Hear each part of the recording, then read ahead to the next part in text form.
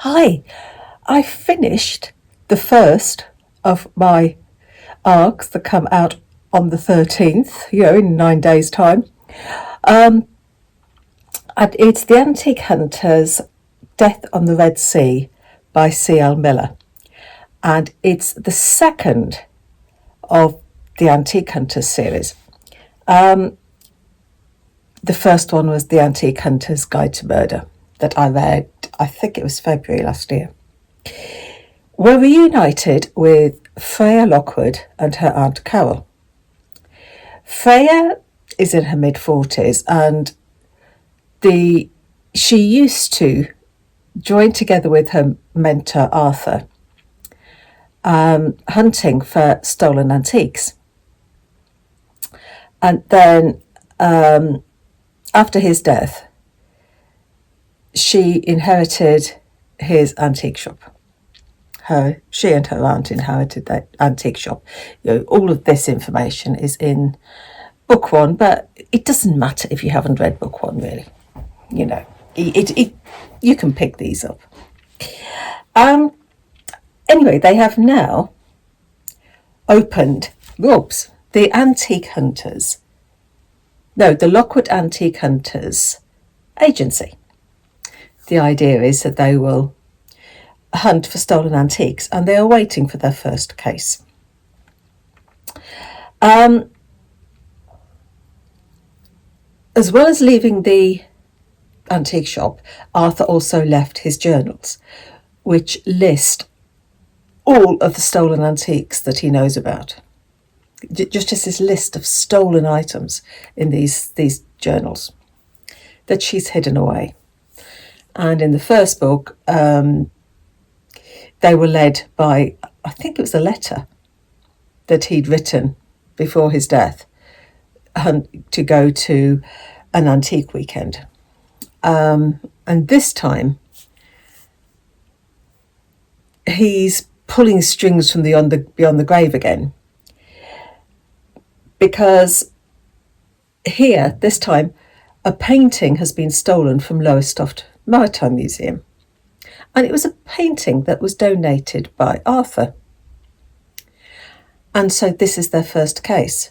The museum rings them, can they find this painting? Because the police aren't really interested. Because as well as the painting being stolen, there's a dead body. And the police are more interested in the dead body than the painting. So the museum owner asks for their help. This is their first case. And they set about recovering the painting.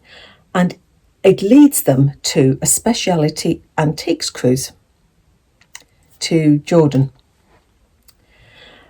On this cruise, there are antique experts from various TV programs, as well as not so well-known names. There are collectors. And there's also a special collection of maritime antiques, which Freya is pretty sure are listed in Arthur's journals. Because the whole cruise seems to be a cover for black market dealing, led by the collector, a figure that sort of floats in the background. He's spoken about, but no police force has ever been able to arrest him because they don't know who he is. And the rumour is that he's stepping down and his successor is going to be announced on this cruise.